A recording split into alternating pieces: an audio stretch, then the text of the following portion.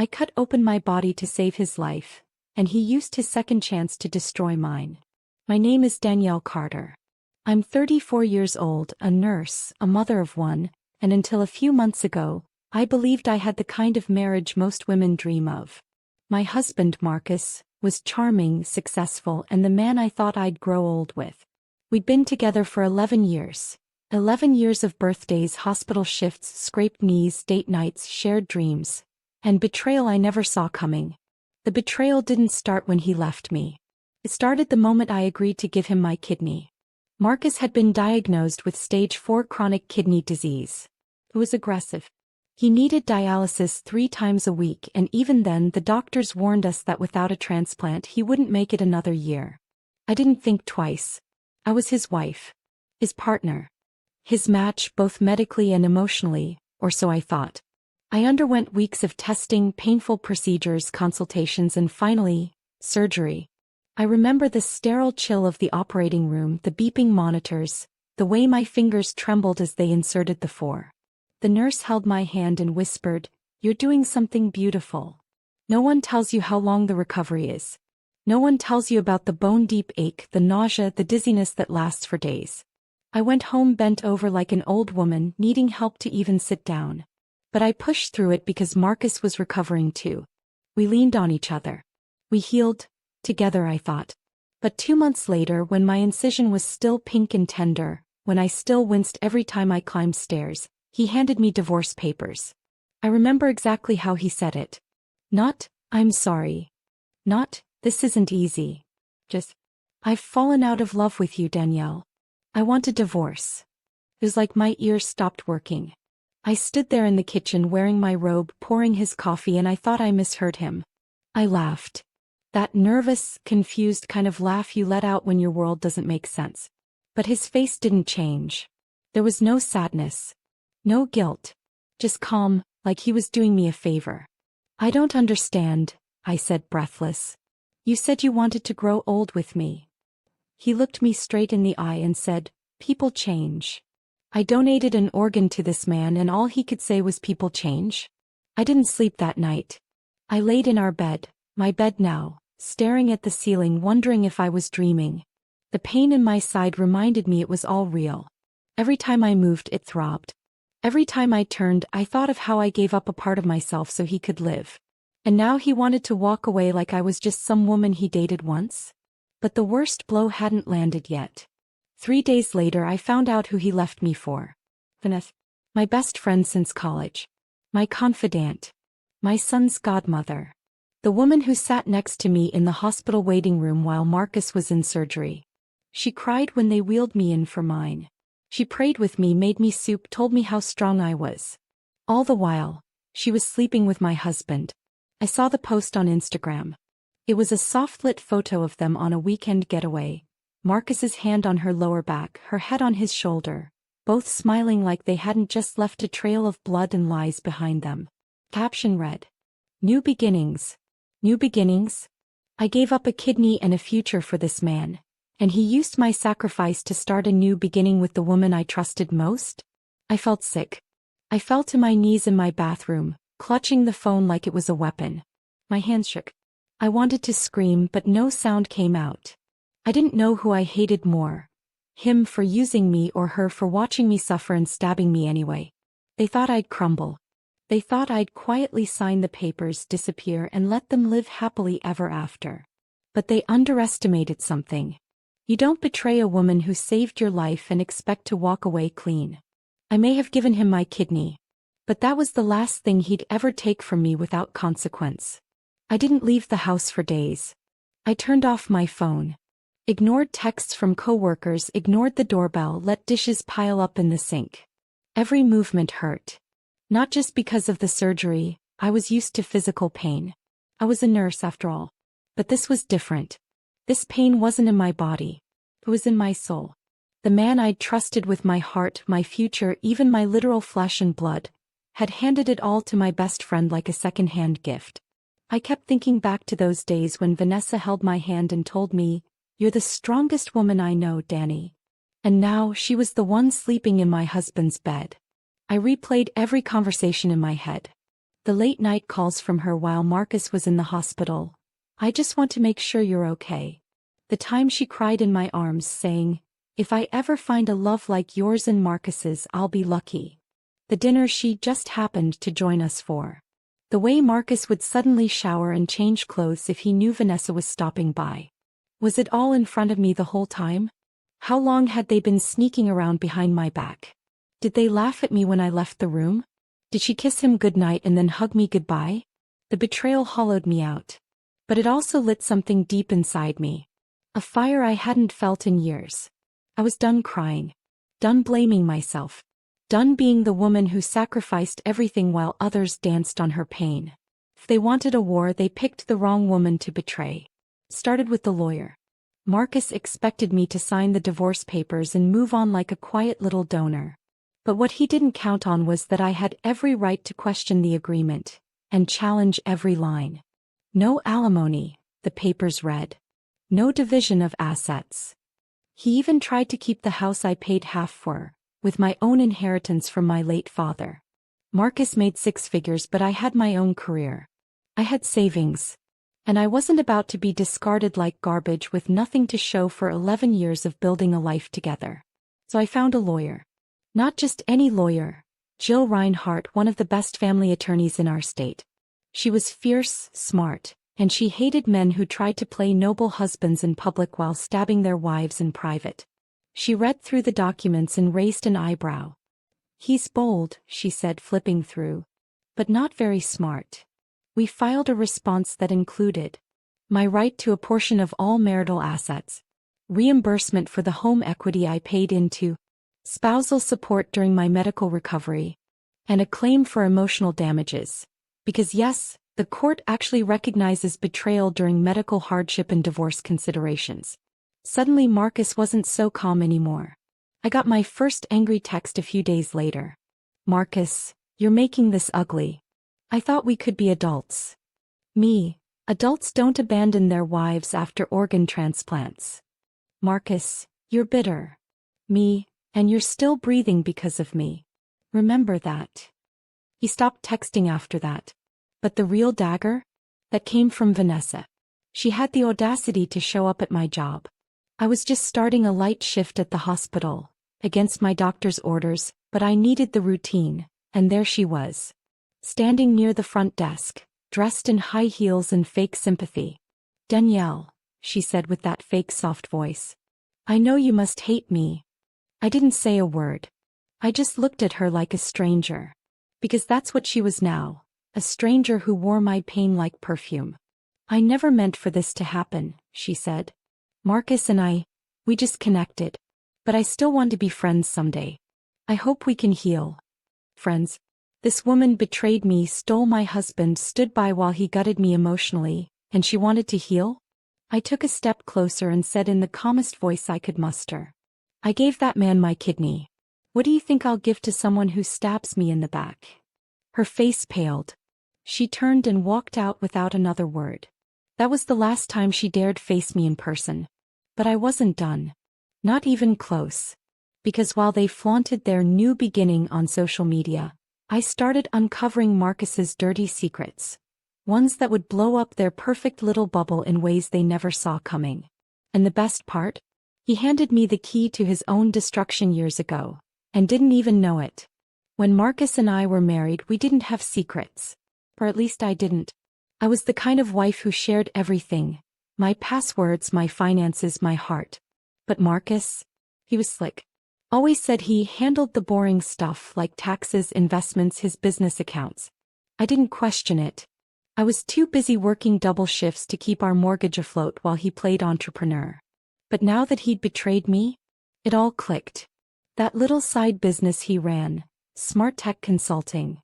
He always claimed it barely broke even, said most of his income came from freelance coding gigs. But I remembered the statements. The accounts he asked me to co-sign. The taxes I filed. The random wire transfers he said were project bonuses.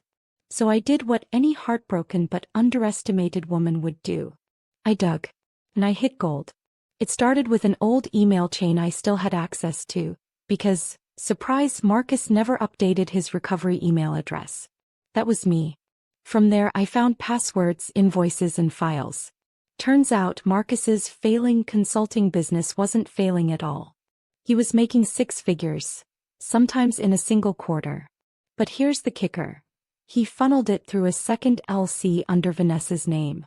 On paper she owned the business. In reality it was a tax dodge. He used her to avoid splitting profits with me during our marriage.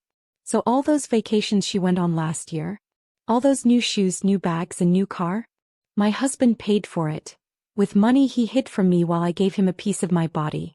I stared at the numbers in disbelief. He didn't just betray me. He stole from me. I marched into Jill's office with a USB drive full of evidence. When she opened the files, her eyes practically gleamed. "This," she said slowly, "changes everything." We filed an emergency motion in court that week. Financial fraud, concealment of assets, and breach of fiduciary duty during marriage. Those weren't just fancy legal terms. They were a bomb. Marcus thought he was being clever, hiding money behind Vanessa's name. But legally, because we were still married when those transfers happened, half of it was mine. The court froze the account within 48 hours. He tried to call me. I didn't answer. He sent emails. I forwarded them to my lawyer. Then one night I opened my door and found him standing there, shoulders slumped, holding a bouquet of gas station roses. "Danielle, we need to talk." I didn't invite him in. I didn't flinch. I just stared him down with all the fire he tried to burn out of me. "No, Marcus," I said coldly. "You need to listen. You think I'm some weak little nurse who gave you a kidney and walked away empty-handed? You think I'm going to let you play house with my best friend while you launder money and lie to the court?" He opened his mouth but I cut him off. "I gave you my kidney," I said. "And you gave me betrayal. You're about to see what I do when I have nothing left to lose." He didn't have words. Just stood there as I closed the door in his face. The next few weeks were a legal whirlwind. Marcus's assets were audited. Vanessa was subpoenaed. Yes, she cried in court. The judge wasn't sympathetic. In fact, he seemed disgusted. "You benefited financially from a marriage you helped destroy," he said to Vanessa. "You are not an innocent party." They both looked like children caught cheating on a test. In the end, the ruling was brutal. For them. I was awarded 70% of the marital assets, back pay for hidden income, and damages for medical and emotional distress. When Marcus, he had to sell his business, the one registered under Vanessa's name, just to pay the judgment. And Vanessa? Let's just say she wasn't ready for the IRS attention that came with being the owner of a fraudulent business. But even with all that, the part that stuck with me most wasn't the money. It wasn't even the legal victory. It was what Marcus said the last time I saw him. He stopped me in the parking lot after court, looking like a shadow of the man I once knew. "Danielle, I didn't think you'd fight back." I looked him dead in the eyes. "You took my body," I said. "But I still had my backbone." And I walked away. They say karma takes her time. But sometimes she wears heels and knocks the door down. It started with a headline on my phone. "Local tech entrepreneur accused of fraudulent business practices and tax evasion." Marcus's face was plastered across the article. He looked nothing like the smug man who once kissed my hand in the hospital and whispered, "Thank you for saving my life." He looked cornered, exposed, pathetic. I laughed. Then I cried. Because it still hurt, more than I wanted to admit. Vanessa was the first to crack. One morning I got a call from Jill.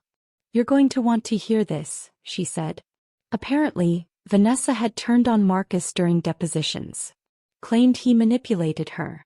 Said she didn't know she was the legal face of a shell business. But emails told a different story. She knew exactly what she was signing. Still, she begged for leniency. The judge wasn't buying it. "Miss Allen, you cohabited with a married man, knowingly signed fraudulent financial documents, and participated in the concealment of marital assets. Ignorance is not a defense when you profited from the crime." Vanessa was fined, lost her apartment, and her once bustling real estate side hustle dried up overnight. People didn't want to work with a homewrecker under investigation. Oh, how quickly karma cleans house. But the real twist? Marcus's health. The one thing I had fought to protect. The kidney I gave him. He wasn't taking care of it. In the stress of losing his business, facing lawsuits, and watching his shiny world crumble, he started drinking again. Alcohol. With a transplanted kidney. My doctor friends gasped when I told them. He's out of his mind, one said. He's throwing away the gift you gave him. Part of me was furious. Another part? Heartbroken. I had endured surgery. Pain. Trauma. Emotional devastation. And the man I gave life to couldn't even protect it.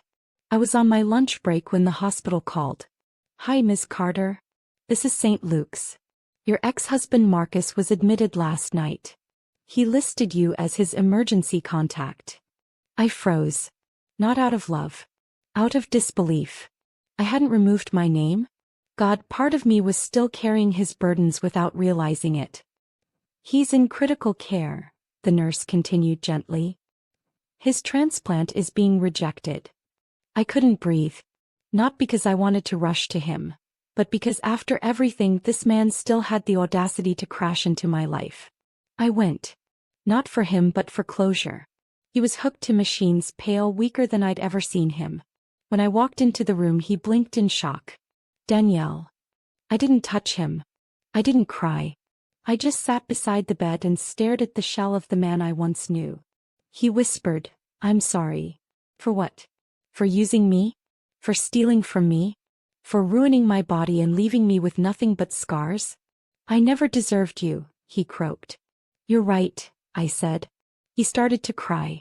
And for a moment I saw a glimpse of the Marcus I married, the one I thought was real. But it was too late. I stood up.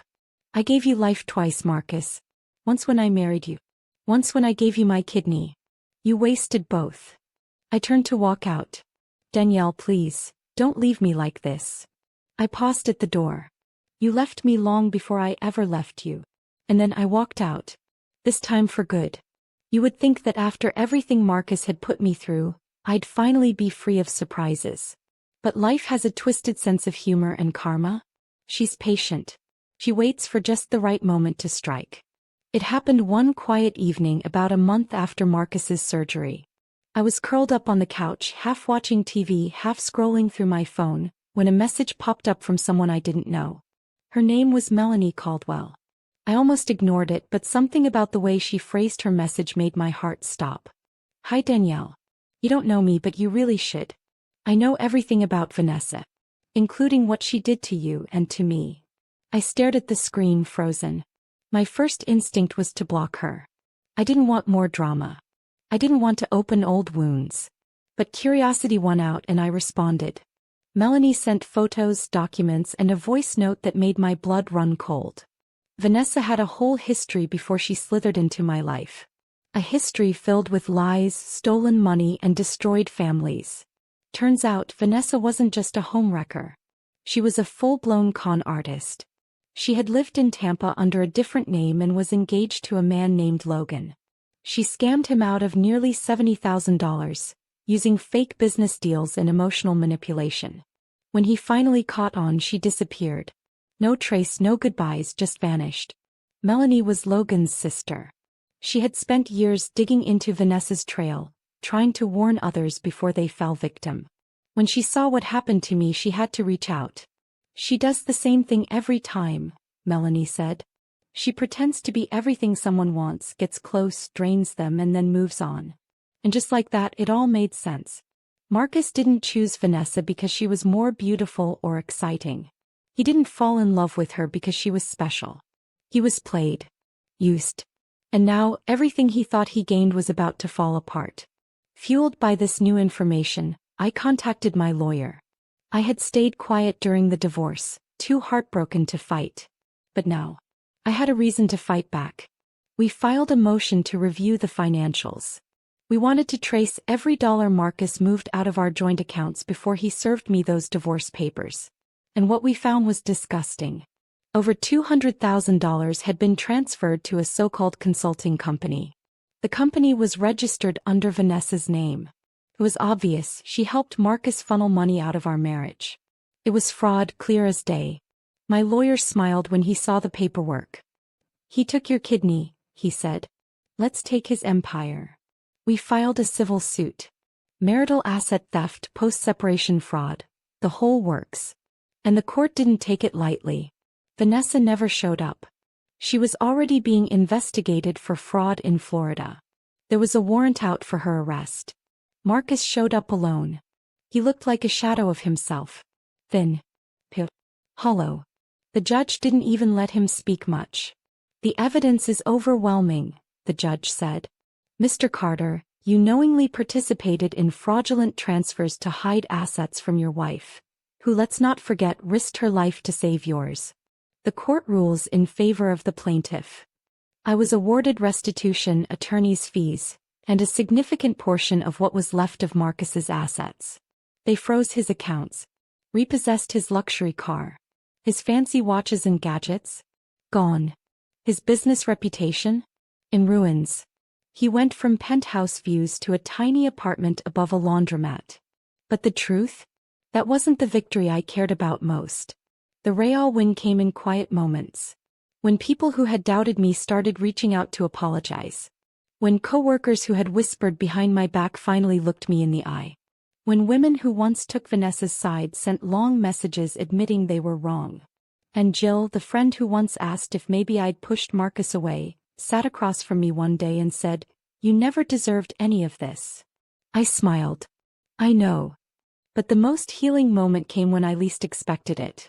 I was in a coffee shop reading when a woman approached me. She looked nervous. "Are you Danielle?" she asked. I nodded. "I just wanted to say thank you.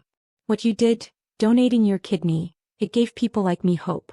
My brother's on the transplant list. Your story gave me strength." I blinked back, tears not from sadness, but from the kind of peace that comes when you realize you're more than what someone did to you. For the first time in a long time I didn't feel broken. I felt whole. But it wasn't over yet. Because just when I thought Marcus was finally out of my life, he showed up at my door with one last desperate plea. And the choice I had to make. It would decide everything. I should have slammed the door in his face. That would have been the cleanest, easiest ending. But when I opened the door and saw Marcus standing there, tired, defeated, clutching a manila envelope like it held the last shreds of his dignity, I didn't feel the rage I expected. I didn't feel pity either. I just felt done. "Danielle," he said, his voice raspier than I remembered, his eyes heavy. "Please. Just give me 5 minutes." I didn't say yes. I didn't say no. I just stepped aside and let him in. He walked in like a ghost, glancing around the apartment like it was unfamiliar terrain. I watched him take in the walls I'd painted myself, the photos I'd rehung after taking his down, the faint smell of lavender that no longer reminded me of pain. He sat on the edge of the couch. Carefully. Quietly. Like he was afraid even the cushions would reject him. "I'm not here to ask for anything," he said after a long silence. I owe you the truth." I didn't respond. He opened the envelope and handed me a stack of papers. Medical records, therapy notes, financial statements, things I had no reason to care about anymore. But I read them. Fully. "I've been in treatment," he said. "Not just for my kidney but for my addiction. To power. To control. To people like her." I raised my eyebrow. "She manipulated me," he said, voice trembling. "But I let her. Because deep down I wanted to believe I deserved better than what I already had. And that lie ruined me. I let it ruin us." There was not an apology, not really, but a confession. He looked up at me then, eyes brimming with tears he was trying hard to blink back. "I think about what I did to you every day. Not just the cheating or the money, but asking you for your kidney like it meant nothing. Like you meant nothing." A lump formed in my throat. He swallowed hard. "You saved my life, Danielle. And I repaid you by destroying yours." I didn't know what he expected. Forgiveness. Redemption. Second chance. "I'm not proud of what I did," he continued. "But I want you to know that I'm not running anymore. From the pain. From what I became. I'm trying to be better. Even if it's too late for us." I stared at him, searching for some piece of the man I once loved. And for a flicker of a moment I saw him. Buried under guilt, pain, and consequences. But there. "You were the best thing that ever happened to me," he whispered. and I threw it away like garbage. But I'm not here to ask you to forgive me. I'm here to say thank you. For everything. And I'm sorry. He stood slowly and placed the envelope on the table. I'll go now. But as he turned, I spoke. I don't hate you, Marcus, I said softly. But I'll never go back. Not after what you took. Not just the kidney or the money, but the years. The love. The peace I had to rebuild from scratch. He nodded like he expected it. Maybe even hoped for it. And then he left. I didn't cry. I didn't collapse. I just sat there looking at that envelope, realizing that sometimes closure doesn't come with fireworks or big dramatic speeches. Sometimes it comes with silence and knowing you don't need anything else to move on. In the weeks that followed, I felt a new kind of freedom. I wasn't just surviving anymore. I was thriving. I started speaking at support groups, women's health forums, transplant recovery circles, even betrayal recovery workshops. Every time I shared my story, another woman would nod along, her eyes filling with tears, grateful to feel seen. I wasn't just a woman who'd been wronged. I was a woman who fought back, who chose healing over hate. And as the months turned to a year, something incredible happened. I started living without looking over my shoulder. The day I got the call from a publisher asking to adapt my story into a book, I knew this chapter of my life had finally closed. My pain had become power. And every time someone tried to paint me as the victim, I corrected them. Well, I'm the survivor. And the man who tried to break me, he forgot one crucial thing. You can take someone's home, their money, even a piece of their body. But you can't take their spirit. Unless they let you. And I never did. Thanks for listening. If this story struck a chord, don't forget to like, comment, share, and subscribe. New episodes drop daily, and you never know whose story might change your life, or whose life your voice might change.